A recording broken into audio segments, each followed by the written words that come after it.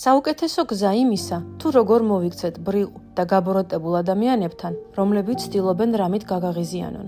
როცა აცნობიერებთ, რომ ფარული შუღლი აქვს თქვენ მიმართ, თითქოს გიღიმიან, მაგრამ ამ ღიმილის უკან მშვენივრად ხედავ მის ვერაგ სახეს და სურვილი გიჩნდება დაახრჩო.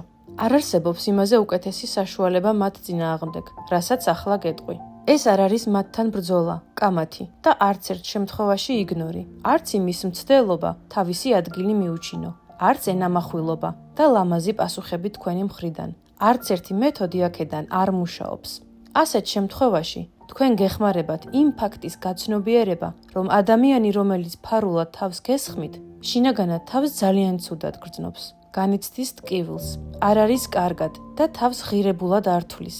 არაფერი აქვს საამაყო. ხედავს, რომ თქვენ კარგი ხართ, მშვენიერი ხართ, მასზე უკეთესი ხართ.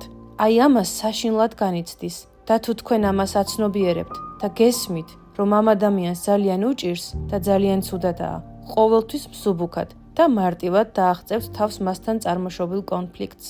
შეინახეთ ეს ვიდეო და დროდადრო მოусმინეთ, მერწმუნეთ, ამ ფაქტის შეხსენება ყოველთვის გამოგადგებათ.